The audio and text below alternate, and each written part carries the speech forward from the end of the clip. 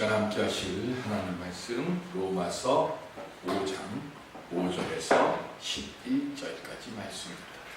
로마서 5장 5절에서 11절까지. 소망이 우리를 부끄럽게 하지 아니함은 우리에게 주신 성령으로 말미암아 하나님의 사랑이 우리 마음에 부은 바 됨이니, 우리가 아직 연약할 때 기약대로 그리스도께서 경건하지 않은 자를 위하여 죽으셨도다.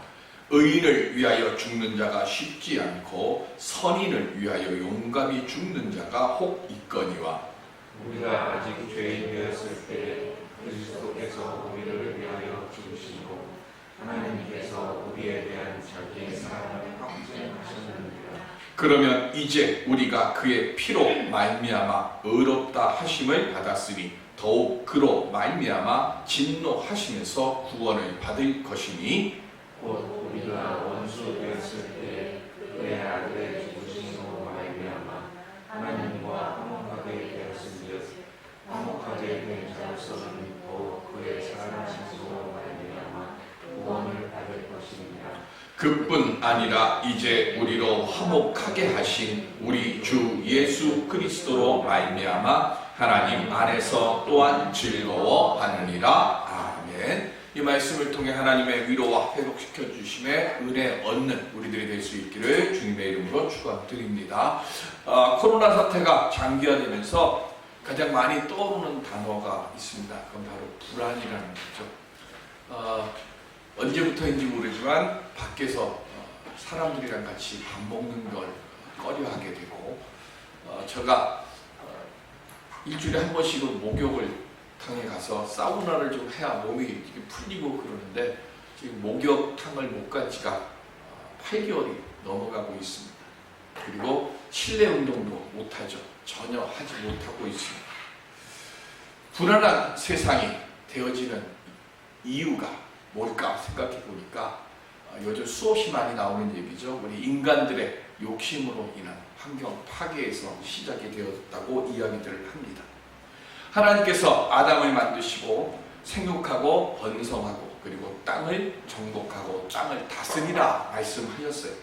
근데 이 말은 인간들인 우리만 살기 좋은 세상을 만드는 것이 아니라 이 땅에 살고 있는 모든 생명체들이 다 살기 좋은 세상을 만들라고 명하신 건데, 우리는 이걸 나만 살기 좋은 세상을 만드는 것으로 지금 미국 대선이 진행되어지고 있는데, 트럼프 대통령하고 바이든 후보하고 설전을 벌이는 것 중에 하나가 뭐냐면,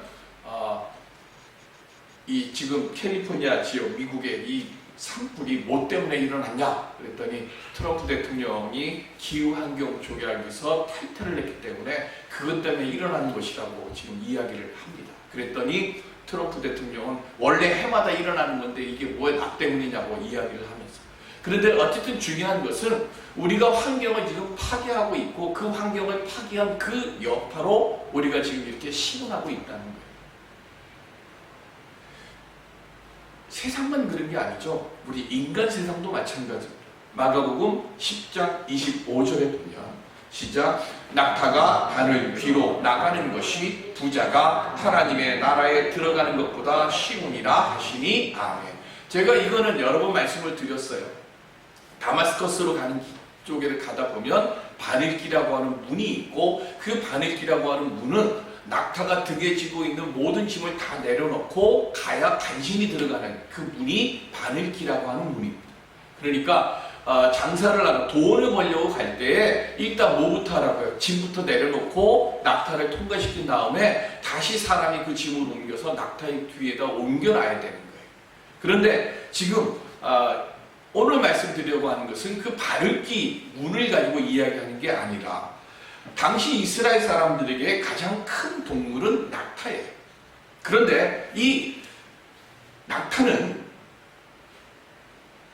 사막을, 물도 풀도 없는 사막을 지나갈 때는 가장 훌륭한 동물이 낙타예요. 그죠? 왜 그렇습니까? 낙타의 등 위에 혹이 있어요. 그래서 그 혹에는 양분도 들어있고 수분도 들어있습니다. 그래서 사막을 처음에 지나갈 때는 혹이 이만큼 올라가 있다가요, 사막을 지나고 나면 이 혹이 호축해져요. 왜? 그 안에 있는 양분과 수분을 뺐기 때문에 혹이 그만큼 줄어드는 거예요. 다른 말로 이야기를 하면 이 낙타는 언제나 항상 물이나 풀을 보면 어떻게 해요? 배가 안 고픈데도 물이나 풀을 먹거나 마셔야 돼요. 왜? 혹을 단단하게 올려야 돼요. 언제 닥칠지 모르는 재난을 대비하기 위해서. 그런데 지금 예수님께서 낙타가 바늘기로 나가는 것보다 힘들다라고 얘기하면서 이 낙타를 누구에게 비유를 하셨는가 하면 부자에게 비유를 해요. 자, 낙타가 만일의 사태를 대비하기 위해서 물과 풀을 보면 망설이지 않고 물과 풀을 먹고 마셔요. 그러면 그 낙타는 배가 부른데도 먹고 마신단 말이에요. 그러면 다른 생물들은 어떻게 될까요? 다른 동물들은. 낙타가 그만큼 먹고 마신 양만큼 물이나 풀을 못 먹어요. 부자들도 마찬가지입니다. 지금 예수님께서 부자 자체를 뭐라고 얘기하는 게 아니에요. 낙타처럼 뭐예요? 나만 살기 위해서 물과 풀을 다 먹다 보면 그것 때문에 누군가가 괴로움을 당하는 거예요. 지금 예수님이 부자가 하늘나라에 들어가기 어렵다라고 말씀하시는 이유는 뭐냐면 나만 생각하는 거예요. 내가 어려움을 당할까봐, 내가 뭐 할까봐, 그래서 나만 생각하고 나와 함께 사는 다른 사람들은 돌보지 않는 그런 사람들은 하늘나라에 들어가기가 어렵다라고 말씀을 합니다. 여러분들 평화라고 하는 말을 알죠? 한자로 평화가 뭐죠? 평평할 평자에 무슨 화자일까요? 벼화자. 그러면 평화라고 하는 말의 뜻이 뭐예요? 저나 김민수 기사님이나 그죠? 당은이나 똑같이 뭘 해야 돼요? 쌀을 나누면 돼요. 어느 한 사람이 많이 가지게 되면 뭐가 깨져요? 평화가 깨지는 거예요. 옛날 사람들이 평안하게 지내는 것을 뭘 가지고 얘기하는 거예요? 먹을 거를 누가 독점하는 게 아니라 똑같이 나누면 세상이 뭐가 되는 거예요? 아름다운 세상이 된다고 하는 거예요. 근데 우리는 지금 뭐 하는 거예요? 독점하려고 해요. 내가 많이 가지려고 해요. 나만 생각을 해요. 그러다 보니까 그 물질을 가지고 하나님을 의지하려고 하는 것이 아니라 뭘로 해요? 그 물질을 의지해가지고 내가 그 물질로 이 세상을 살아가려고 하는 겁니다. 물질과 내 편안함만 쫓다 보니까 코로나 같은 환경 바이러스가 우리를 공격하고 세상이 평화를 누리지 못하고 있습니다. 오늘날 우리가 이렇게 지금 2.5단계 갔다가 오늘부터 지금 2단계입니다. 그리고 300명 이상 출석하는 교회는 50명 이상, 그리고 그 이하의 교회들은 20명까지는 예배를 드려도 된다고 어저께 정부에서 발표가 났어요. 그래서 이제부터는 20명까지는 예배를 드려도 됩니다. 그러니까 여러분들 두려워하지 않으셔도 돼요. 우리 법 지키고 있는 거예요. 그러니까 20명까지는 예배를 드려도 됩니다. 물론 이렇게 안전자리 지키고 해야죠. 그런데 이런 사단이 난 게 뭡니까? 저 광화문 집회잖아요. 뭐 때문에 그거 했는지 모르겠어요. 그러나 중요한 건 뭐예요? 나만 생각하는 거예요. 함께하는 사람들이 생각하지 않았어요. 나만 생각하다 보니까 그것으로 인해서 지금 우리는 불안함 속에서 살아가고 있습니다. 이 시간 모든 교회가 이제 다시 뭘로 돌아가야 됩니까? 우리 주님만 바라봐야 되고요. 그리고 말씀을 내가 해석하는 게 아니라 성경 속에서, 성경 안에서 성경의 빛으로 말씀에 귀를 기울이고 말씀을 해석해야 돼요. 재물이나 지식, 건강, 이 모든 것들을 우리가 말씀에 비춰서 해석할 때 그때 하나님께 영광 돌릴 수 있는 삶을 우리들이 살아갈 수 있게 되어질 줄로 믿습니다. 그때에 이 불안한 세상이 아닌 주님 안에서 평안을 얻는 삶을 우리 모두가 살아갈 수 있게 될 줄로 믿습니다. 우리 어떻게 하는 그런 삶을 우리가 살아갈 수 있을까요?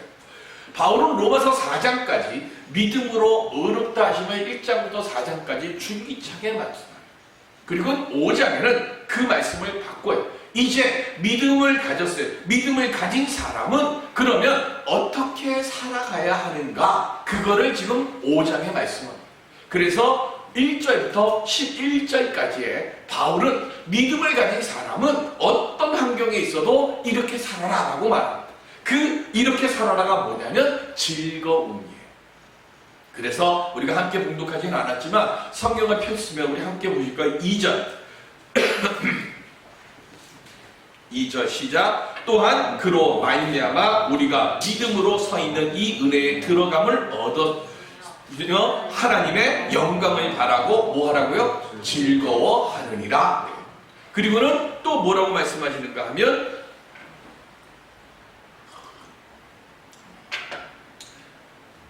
3절에 보면 시작. 다만 이뿐 아니라 우리가 환난 중에도 뭐 하라고요? 즐거워하라니.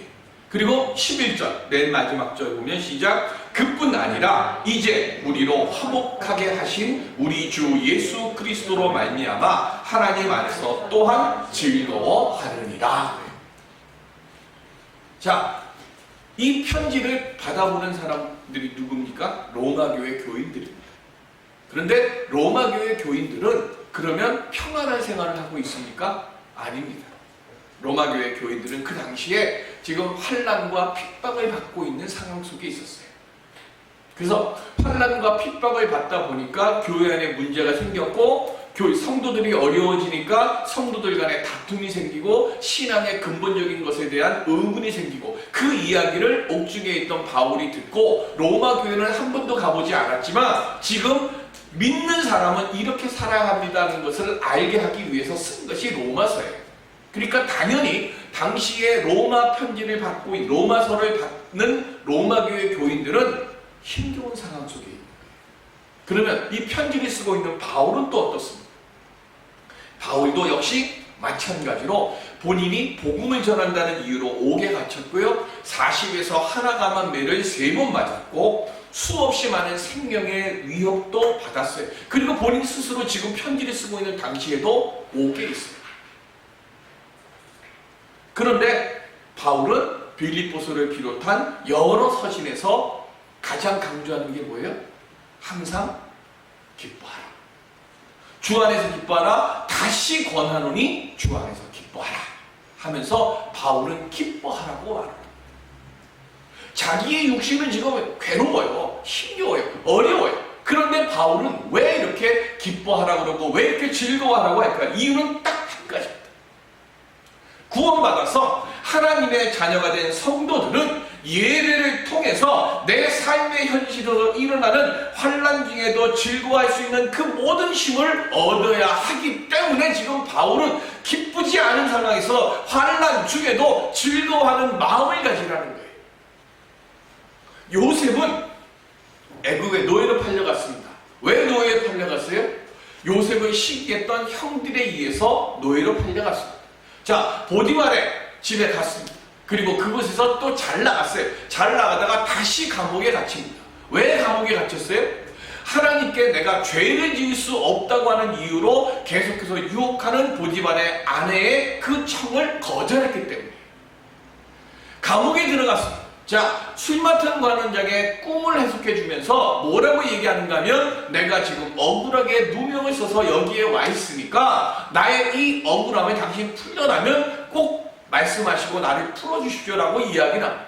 그런데 술 맡은 관원장이 감옥에서 나간 뒤에 어떻게 됩니까? 2년 동안 그거를 까맣게 잊어버립니다. 왜 그랬을까요? 때가 안 됐기 때문에. 그리고 나서 13년이라고 노예로부터 시작해서 바로 앞에 설 때까지 기간이 13년인데 그 13년의 시간이 지난 뒤에 갑자기 총리가 됩니다. 자, 요셉의 이야기를 통해서요, 우리가 환난 중에 기뻐해야 하는 이유가 무엇일까를 우리는 알아야 돼요. 뭐죠? 성품이 변화되고 처음엔 자기밖에 몰랐어요. 그런데 그 고난을 거치면서 요셉은 성품이 변화됩니다. 그리고 뭐가 생기는 거예요? 이해심이 생겼어요. 이해심은 조금 이따 말씀드릴 거니까 어쨌든 내가 고난을 당하면서 내가 성품이 변화되면서 뭐예요? 나밖에 몰랐던 내 사람이 다른 사람을 알게 되고요. 내 아픔밖에 못 보던 사람이 다른 사람의 아픔도 알게 돼요. 그리고 그 속에서 하나님의 영광을 나타내는 심령이 되고 삶이 되도록 하나님께서 이끌어 주셨다고 하는 사실을 알게 돼요. 그래서 환난 중에도 즐거워하고 환난 중에도 기뻐할 수 있게 되어집니다. 디모데후서 3장 12절에 보면 시작, 무릇 그리스도 예수 안에서 경건하게 살고자 하는 자는 박해를 받으리라. 아멘. 왜 경건하게 사는 사람이 왜 세상 속에서 박해를 받습니까? 수없이 많이 얘기하잖아요. 사단과 마귀가 이 땅에 하나님의 영광이 나타나지 못하게 가로막기 때문에 믿음이 좋은 사람을 박해하는 거예요. 그러면 경건하게 산다는 건 뭘까요? 나 오늘부터 나 경건하게 삽니다. 그렇게 하면서 나는 늘 기도만 하고 늘 뭐만 합니다. 이게 경건함입니까? 아니에요. 성경에서 말하는 경건하게 산다는 것은 모든 것을 다 하나님의 뜻에 맞추어 사는 삶을 살아가는 것, 이게 성경이 말하는 경건하게 사는 삶이에요. 그러기에 내가 모든 걸 하나님의 뜻에 맞춰서 살아가려고 하다 보니까 하나님께서 경건하게 살아가고자 하는 고백하는 다짐하는 성도들을 하나님의 뜻에 맞게 사용하려고 하시기 때문에 고난이 오는 거예요. 그래서 그 고난을 통해서 지금 뭘 하게 되는 겁니까? 하나님을 내가 앞으로 가기 위해서 연단을 당하게 되고 그 연단의 시간을 통해서 내가 다듬어지고 그 다듬어지는 그 모습을 통해 내 안에 뭐가 생겨요? 소망이 생기는 거예요. 그래서 고난은 우리를 슬프게 하려고 내게 주어지는 게 아니라 그 고난을 통해서 내가 진실하게 되어지는 것이고, 고난은 나를 불쌍하게 만들려고 하는 것이 아니라 나로 하여금 그 고난을 통해서 현명하게 되어지는 사람들로 만들어가는 것, 이게 고난이라는 거예요. 맨 땅에 씨 뿌리면 결실 얻지 못합니다. 우리 지금 교회 마당에 고구마도 심고 뭐도 심고 해요. 근데 그냥 아무것도 안 하고 맨 땅에다가 씨 뿌리지 않지 않습니까? 뭐 하죠? 땅을 섞어야 돼요. 땅을 많이 섞을수록, 그죠? 쟁기질 많이 할수록 뭐가 많이 돼요? 열매가 많이 나는 거예요. 고난은 뭡니까? 땅을 쟁기질하는 거예요. 땅을 섞는 거예요. 그러니까 내가 지금 내가 뿌렸을 때 하나라고 하는 열매를 맺을 수밖에 없는 사람이었는데, 고난을 통해서 하나님의 뜻에 맞게 사용하는 사람으로 하나님이 나를 뭐 하시는 거예요? 지금 내 마음밭을 지금 쟁기질 하시는 거예요. 그러다 보면 내가 하나의 열매를 맺었던 사람이 10배, 20배, 30배의 열매를 맺을 수 있는, 그래서 하나님의 영광을 나타내고 하나님의 뜻을 드러낼 수 있는 사람으로 내가 변해지는 거예요. 그래서 경건하게 살려고 하는 사람은 뭐를 당한다고요? 환난을 당하고 핍박을 당한다는 거예요. 그 환난과 핍박 속에서 뭐 하라고요? 인내는 연단은 뭐 한다고요? 소망을 이루는 줄 압니다 그랬어요. 자, 그러면 이 소망이 왜 중요할까요? 우리가 오전에 오면 시작이 돼요. 소망이 우리를 부끄럽게 하지 아니함은 이랬어요. 여기 부끄럽다라고 하는 이 말의 뜻은요, 원래 무슨 말인가 하면 전쟁에서 쓰는 말이에요. 부끄럽다고 하는 말은 원래 뜻은 뭐냐면 머리를 숙인다는 뜻이에요. 자, 전쟁에서 머리를 숙일 때가 언제죠? 두 나라의 군대가 맞붙어서 싸웠어요. 자, 한쪽은 이기고 한쪽은 졌습니다. 그러면 진 나라의 적장이고 그 군사들은 어떻게 돼요? 꽁꽁 묶인 다음에 적장 앞에 뭐 해요? 무릎 꿇려지게 되고, 무릎만 꿇습니까? 뭐도 해야 돼요? 머리를 숙여야 되는 거예요. 즉 여기 소망이 우리를 부끄럽게 하지 아니한다라고 하는 이 말의 뜻은 뭐냐면, 소망을 가지고 있으면 영적인 전쟁이든, 그리고 내가 육신을 입고 이 세상을 살아가는 사단과 마귀와의 전쟁에서든 간에 소망을 품고 있는 사람은 뭐 하지 않는다고요? 지지 않게 하신다는 거예요. 부끄럽게 하지 않는다는 얘기예요. 머리를 숙이지 않게 한다는 거예요. 세상의 권력 앞에 내가 머리를 숙여갖고 내가 졌습니다, 그렇게 하지 않게 만드신다는 거예요. 뭐로요? 성령께서 그렇게 우리 안에 내재하셔서 우리를 사랑하시는 하나님의 능력을 통해서 우리가 믿음을 가지고 있는 사람들이, 경건하게 살아가려고 하는 사람들이 세상 앞에 무릎 꿇리지 않냐고, 세상 앞에 부끄럽게 머리 숙이지 않도록 내가 그렇게 만들어 주시겠다고 하는 거예요. 그래서 우리는 세상을 살아가면서 뭐 하는 거예요? 내 능력과 내 힘으로, 내 지혜로 승리하는 것이 아니라 내 안에 계신, 나를 사랑하셔서 내게 허락하여 주신 성령의 도우심을 통해서 우리는 머리를 숙이지 않는 삶을 살아갈 수 있도록 하나님께서 나와 함께 해주신다라고 지금 말씀하는 거예요. 승리는 내 승리가 아니라 나와 함께 하시는 성령의 도우심을 통해서 승리를 얻는 것, 이거를 믿는 것, 이게 소망이라는 거예요. 우리 소망 가지고 계십니까?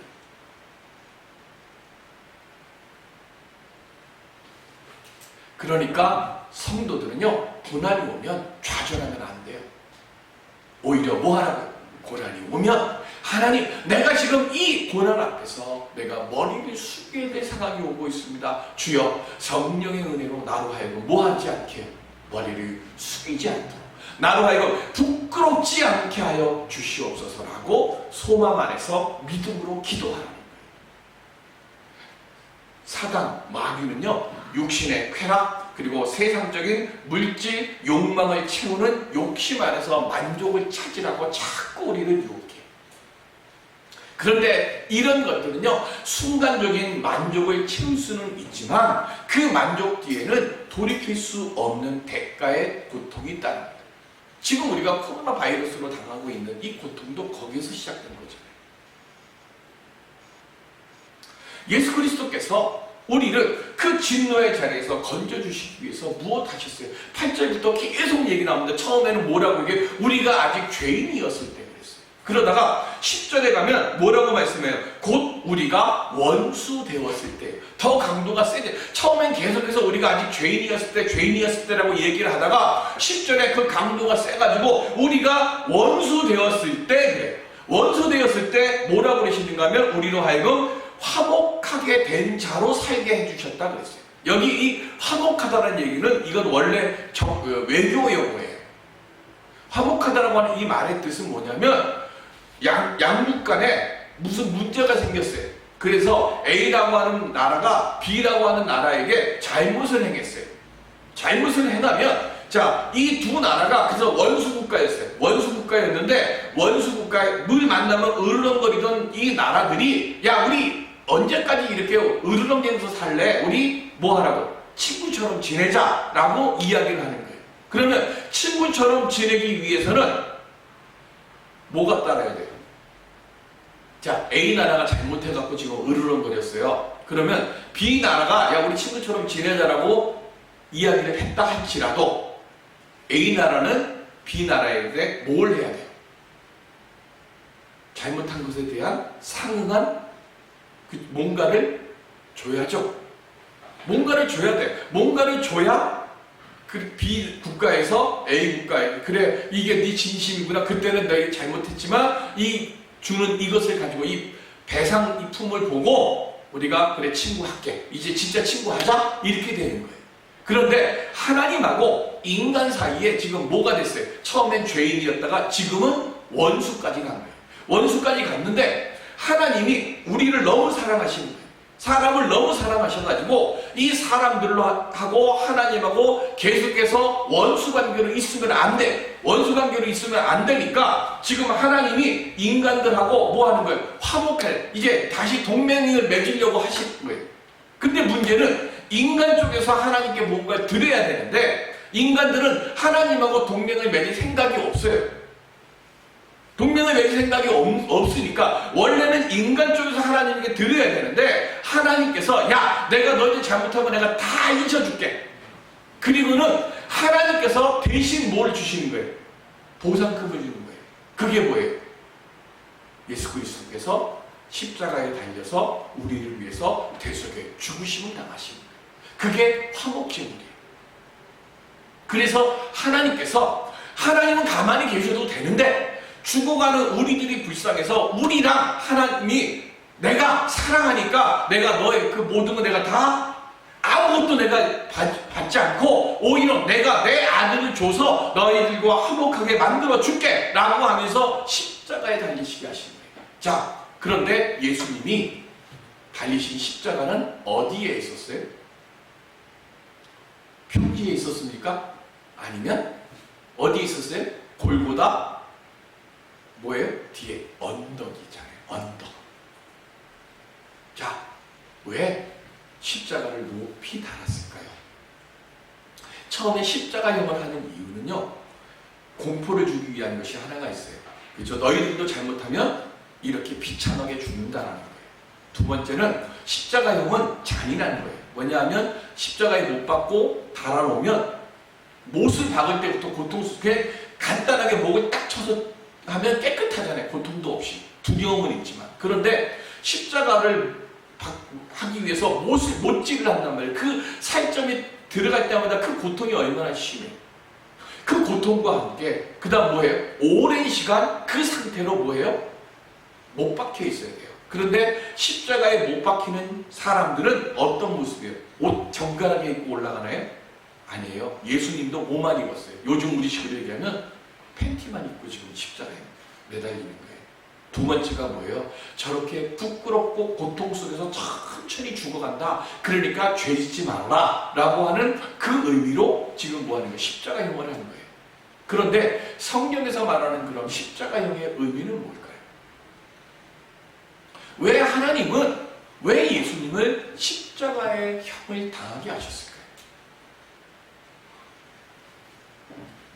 십자가를 모든 사람들이 볼 수 있게 하시는 거예요. 세상적으로는 부끄럽고 고통스러운 것일지 모르지만 이제는 그 십자가를 통해서 뭘 확인하는 거예요? 하나님의 의를 확인하고 하나님의 사랑을 확인하고 모든 사람들이 볼 수 있도록 높이 달아서 뭐 하라고? 지나가면서 그 사람들이 보면서 그 십자가를 보면서 아, 저기에 하나님의 사랑이 있구나 그걸 느끼고 뭐 하라고요? 하나님의 사랑 안으로 들어와서 하나님의 그 사랑을 확인하고 그래서 구원받은 자가 되라고 하는 뜻으로 십자가를 높이 다룬 거예요. 그래서 십자가를 보는 우리들은 그 십자가를 통해서 뭘 봐야 돼요? 나를 사랑하시는 하나님의 의를 보고 그리고 그 의를 통해서 나를 그 사랑하시는 하나님의 통해 위로를 받고 그 위로함을 통해서 고난과 환난과 역경 속에서도 소망을 놓지 않고 그 고난 속에서 승리하는 삶을 살아갈 수 있는 사람이 되라는 뜻으로 십자가를 높이 세운 거예요. 어떤 목사님이 9살 때 부모님들이 이혼을 하셨습니다. 그런데 그 어린 나이에 그냥 엄마를 따라가기가 싫었어요. 싫어서 그냥 엄마 아빠 안 따라가고 자기는 그냥 엄마 아빠 따로 살라고 그러고 할아버지 할머니하고 살았대요. 그렇게 살다가 이 아이가 대학교를 들어갔습니다. 그리고 대학교에서 도서관에서 공부하고 나오던 어느 날 뒷모습을 딱 봤는데 10년 만에 만났는데도 딱 자기 엄마라는 걸 아는 거예요. 엄마가 찾아온 거예요. 그랬더니 엄마가 아들한테 딱 한마디를 하더라는 거예요. 뭐냐면 따뜻한 밥 한 번 지어서 너에게 먹이는 게 엄마 소원이다. 그래서 엄마 소원이라니까 같이 갔어요. 엄마 집에. 근데 안방에도 잠깐 있어. 그러고는 10분만 기다려. 엄마가 밥해서 갖다 줄게. 근데 30분이 지나도 엄마가 안 들어와요. 그래서 왜 안 들어오시는가 하고 문을 열고 부엌에 갔더니 엄마가 가스레인지 앞에서 그냥 털퍼덕 주저앉아서 울고만 있더라고요. 그때 이 목사님이 하나 깨달은 거예요.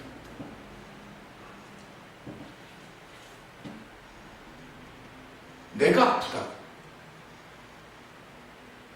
나를 아프게 한 사람은 아픔을 겪는지를 몰랐다는 거예요. 아들의 입장에서 보면 엄마 아빠 때문에 지금 자기가 아픈 거예요. 왜 이혼을 해갖고 나를 아프게 하냐. 그래서 자기 마음속에는 뭐만 있는가 하면 자기를 두고 이혼하는 엄마 아빠에 대한 뭐만 남았을 거예요? 미움, 그죠? 그리고 아픔이 남아있어요.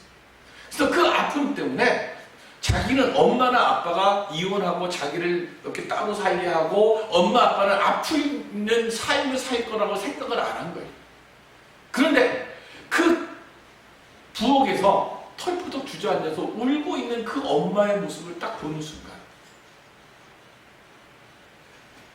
내가 나밖에 모르고 살았구나. 그걸 깨달았대요. 그래서 그 목사님이 이렇게 얘기를 합니다. 내가 아플 때, 내가 이만큼 아플 때 나를 이렇게 아프게 한 사람은 얼마나 아팠을까를 생각하는 거예요. 그게 이해입니다 라고 이야기합니다. 코로나 바이러스로 인해서 교회가 그동안 참 선한 일을 많이 했어요. 근데 그것이 몇몇 교회 일로 인해서 갑자기 지금 그거는 다 없어졌어요. 그리고는 교회에 예배 드린다고 비난의 화살들만 쏟아붓고 있습니다. 어떻게 보면 좀 억울하기도 해요. 그런데 저는 이 이해라고 하는 말을 통해서 세상이 우리를 향해서 우리가 베풀고 선하게 했던 거 기억 못하는 건 당연한 거라 생각이 듭니다.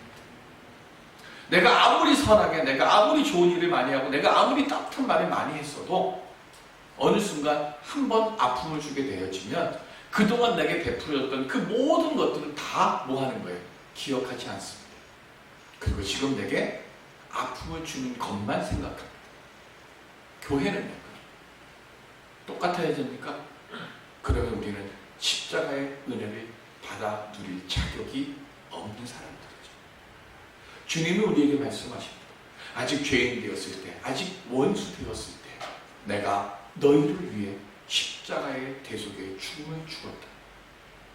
그래서 오늘 우리는 그냥 여기 십자가 그냥 걸어놓은 게 아니에요.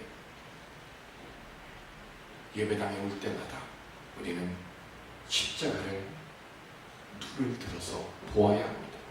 그리고 그 십자가를 통해 내게 베풀어 주시는 하나님의 사랑과 그리고 위로를 확인하고 돌아가는 심령이 되고 시간이 되게 하여 주옵소서. 사도 바울의 말씀처럼 예배 시간이 우리에게 있어서 우리가 예배를 통해서 하나님으로부터 내가 이 세상을 이겨나갈 수 있는 힘과 능력과 은혜는 다른 것이 아니라 예배를 통해서 내가 받을 수 있음을 믿기에 환난 중에 즐거워하고 고난 중에도 내가 기뻐하고 감사할 수 있는 삶을 살아가는 십자가의 정령이 되고 아버지 내가 믿음의 군사가 되겠습니다. 그 믿음으로 십자가를 바라보라는 거예요. 그때 십자가를 통해서 하나님께서 우리에게 집중적으로 위로를 베풀어 주실 것이고 그 집중적인 위로를 통해서 나는 고난의 시간 속에서 내 가정과 내 교회와 내 일터에서 하나님의 영광을 나타내는 하나님의 복된 사람으로 내가 살아갈 수 있고 설 수 있게 될 줄로 믿습니다. 이 시간 십자가를 다시 한번 보세요. 그리고 그 십자가를 통해서 내가 예수님을 다시 십자가에 못 박는 사람이 되지 않게 해주시옵소서. 그리고 십자가를 통해 내가 세상의 위로자가 되게 하여 주옵소서 고백하며 그 위로함을 통해 세상을 이겨갈 수 있는 우리 모두가 될 수 있기를 주님의 이름으로 축원드립니다. 기도하겠습니다.